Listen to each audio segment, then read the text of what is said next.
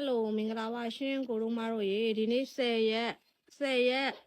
်ဟို6လ2026ပါရှင်ဒီနေ့ channel မှာပွင့်တဲ့အပင်လေးတွေပြမလို့ပါမိုးရင်းကြတော့ယူရီးယားဘက်ကတိပင်စားပင်တွေအပြုရောင်းနေအောင်မလို့တစ်ခွလေးကြတော့မိုးရင်းဘက်ဆိုရင်အဆင်မပြေလို့ကျွန်တော်ကအစ်ထပ်မှာပဲနဲ့ channel ရပင်လေးတွေပဲကျန်းမှာအပင်လေးတွေရောင်းပါမယ်ဒီကောင်လေးဆိုရင်ဒန်တိုဒဇင်အဖြူရှာခင်းဒီလိုဂျိတ်ပါပြီးသားတပင်ကို8500ပါရှင်ပြီးသွားရင်အမတို့ဒီကောင်လေး2000တန်လေးပါ2000တန်1000နဲ့စိုက်ထားတာအုံလှလှလေးဘာရောင်ပွင့်မလဲဆိုရင်မိချစ်ပုံးရောင်အနက်ပွင့်မှာမယ်နော်ဟိုကတစ်ခွားနဲ့လို့ခေါ်တယ်မိချစ်ပုံးရောင်မှာကာလာအရင်ပွင့်မှာမယ်ရှင်2000တန်လေးပါပြီးသွားရင်ဒီကောင်လေးကဒန်ကတ်ကလေးပါရှင်ဒန်ကတ်အယောင်ပြောင်းလေးနော်ဒန်ကတ်အယောင်ပြောင်းလေးဒီကောင်လေးကတော့1000ပါရှင်ပြီးသွားရင်အမတို့ရေဒါကဂျိုးလိန်ကြီးအိုးကြီးသူကတော့လေဂျိုးလိန်အနီကဒီလိုမျိုးရှမ်ပင်3000ခွဲတန်ရှိသလို2000ခွဲတန်အိုးအကြီးကြီးလည်းရှိတယ်နော်သူယူရီးယားဘက်ကဓာတ်ရိုက်လာတဲ့ဟာမျိုးဒီကောင်နေဆို6လက်မအိုးနဲ့ယူရီးယားဘက်ကဓာတ်ရိုက်လာတဲ့ဟာတွေပါဒီကောင်နေဆိုတအိုးမှ2000ခွဲပါရှင်ဒီလိုအဖူးဝင်ပါပါတယ်နော်ဓာတ်ရိုက်လာတဲ့ဟာလေးက2000ခွဲပြီးရင်ဒီလိုမျိုးမှွေးတဲ့မျိုးလေးဗီယက်နမ်ဂျိုးလိန်မှွေးလေးတွေပေါ့နော်မှွေးတဲ့အမျိုးစားလေးတွေဒီလိုလေးဒါမျိုးလေးတွေလည်းရအောင်မယ်ဒီကောင်လေးကဂျိတ်ပါ9500ပါရှင်ကဲဒါလေးတွေတအားမှွေးတယ်နော်ပန်းတော့နဲတယ်သူကလာလို့ရှိရင်ပန်းပွင့်ကြွေတတ်တော့လေပန်းနဲပါတယ်ခုစီမှာတော့ခဏနဲ့ပြန်ပွင့်ပါတယ်နော်ဒီလိုဗီယက်နမ်မှွေးလေးတွေ9500တန်လေးတွေလည်းရပါအောင်မယ်ပြီးသွားရင်မတို့ရေမြေဆိုင်တစ်ခွာတဲ့က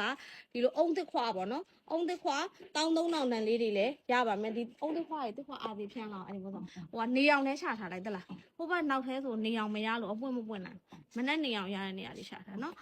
်ဒါလေးတွေက13000ပါရှင်အုံတစ်ခွာလေးတွေနေဆိုင်တစ်ခွာလေးတွေပေါ့နော်နေဆိုင်တစ်ခွာလေးတွေပြီးသွားရင်ဒီလို Esco Panda နီပန်းပါလေးတွေလည်းရအောင်မယ် Esco Panda အနီရဲလေးပန်းပါလေးတွေဒီကောင်လေးတွေကတပင်18500အခုကတော့19500နဲ့ယူနော်ပန်းလေးသွားပြီမလို့19500ယူပါပြီးသွားရင်ဒီကခရမ်းမွေးတုံးကပ်ပါရှင်ခရမ်းမွေးဆိုလဲယူရီးယားဘက်ကဓာတ်ရိုက်လာအယိုးလေးကြီးပဲဒါညီမစီမှာပြန်ပြီးတော့မွေးထားတဲ့အပင်တွေပေါ့နော်မွေးထားတဲ့ပင်တွေဆိုဒီလိုအပင်သားတက်တွေအများကြီးနဲ့လှနေရောမယ်နော်သူတို့ရောက်ခါသားဆိုအဲ့လောက်ကြီးပင်သားတက်ကမဝေဘူးပေါ့နော်ဒီမှာဒါကိုစီမှာပြန်ပြီးတော့အပင်ပြန်မွေးထားတဲ့အပင်တွေဒီလိုသားတက်တွေဝေဆဆနဲ့လှနေရောပဲဒါမျိုးတွေလည်းရမယ်ဒါကတော့ကြောင်မီးဆက်မျိုးပါကြောင်မီးဖန်တာဆက်မျိုး16000တန်လေးတွေပွင့်ရင်ပန်းရောင်လေးပွင့်ပြီးတအားမှွေးတဲ့မျိုးလေးပါ16000တန်လေးတွေအများကြီးရအောင်မယ်အောက်ကတော့အယုတ်ရှိတ်ဆွဲလေးတွေပါအပင်လေးတွေကတော့သူကအုံစိမ့်ပင်လေးတွေထည့်ထားပေးတယ်အုံစိမ့်ပင်လေးအောက်ကအရွက်အရွက်အုံစိမ့်ပင်လေးနဲ့ဒီလိုခေါင်းလောင်းလေးတွေနဲ့အယုတ်ပုံစံလေးတွေပေါ့နော်ဒါလေးတွေကတော့တအိုးမှ1000မှရှင်အယုတ်ရှိတ်ဆွဲလေးတွေနော်ဒီလိုအုံစိမ့်အုံကြားရှိတ်ဆွဲလေးတွေကတော့အပင်လေးကြီးပဲပေါ့နော်ဒီကောင်လေးတွေကတော့9500ပါရှင်တအိုးကိုဒါကတော့ပနာမထန်းစင်းပါရှင်ပနာမထန်းစင်းလေးက19500ပါရှင်ဂျိတ်ပါပြီးသားဦးမှာပင်ထန်ရိုလေးတဲ့အဝါတွေအများကြီးရှိအောင်မယ်ကဲဒါကတော့ရှန်ထဲမှာဒီနေ့ဖူးလာတဲ့ရှန်ထဲကအပင်တွေပေါ့နော်ဖူးလာတဲ့ဟာတွေအရှိကိုထုတ်ထားတာပါပြီးရင်ဒီကောင်လေးကကဲဒီမှာဒီကောင်လေးကကြတော့အဲ့လိုဒါလေးတစ်ချက်ပြပေးဒါလေးကကြတော့ရေပန်းမိတောက်လို့ခေါ်ပါတယ်ဒီကောင်လေး3000ခွဲပါရေပန်းမိတောက်လေးတအားမှွေးပါတယ်ပွင့်ဒီမှာအပွင့်နမူနာလေးပြပေးကဲဒီမှာဒီလိုလေးပွင့်တာနော်အနီယိုမအဝါကိုကလေးနဲ့မျိုးဆန်းလေးရေပန်းမိတောက်လေးမှွေးလဲမှွေးတယ်နေအောင်ရလေးပို့မှွေးလေး3000ခွဲပါရှင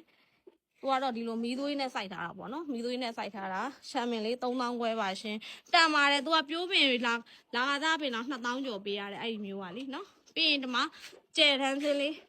ဒါကျဲတန်းစင်းညီမအရင်နှစ်ကဆိုတာလွန်ခဲ့တဲ့အဲ့ပေါ်9လ10လလောက်ကတပင်9500နဲ့ရောင်းနေပြီလေဒါနှစ်ပင်ဘူးစိုက်တာတော်တော့ကြာပြီပေါ့နော်တစ်နှစ်လောက်ရှိပြီကျဲတန်းစင်းလေးတွေပြိုးပင်လေးတက်လက်မအိုးလေးရောင်းတဲ့ဟာလေးလက်ကြံပင်လေးတို့စိုက်ထားတယ်မှာအဖူးတွေခူနေနော်ကျဲတန်းစင်းလေးရမယ်ဒန်တိုတွေကဆိုဒီလိုရှမ်းမင်းမိသွေးနဲ့ဟာတွေရမယ်ကဲဒီလိုရှမ်းမင်းအဖူးတွေနဲ့လည်းရမယ်ရှမ်းမင်းတွေဆိုတော့ပွင့်မှပဲကိုကအယောင်ကခွဲတတ်မှာဒီကောင်လေးဆိုတာဂျိုးလေး2ယောက်ဆက်လေးဖြစ်ဖို့များတယ်နော်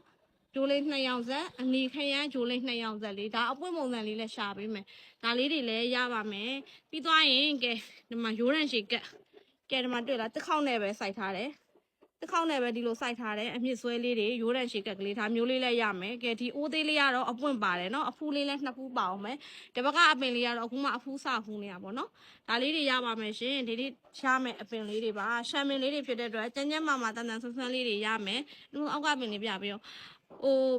အပင်ကြီးတာနာတာပုတ်တာလုံးဝမရှိဘူးဘာလို့ရှန်ထဲမှာတခါတည်းပြိုးထားတဲ့အပင်တွေမလို့ပါကဲဒီလိုဂျိုးလိန်လေးလည်းရအောင်မယ်ဒါတွေကတော့အစမ်းလေးသူကအဖြူမှာဘေးတာခြာကဘေးတာရောင်လေးကြံတဲ့နေရာအဖြူပေါ့နော်ဒီကောင်လေးလည်းဂျိုးလိန်အိုးကြီးလေးရ ရပါအောင်မရှင်ကျေးဇူးအများကြီးတင်ပါတယ်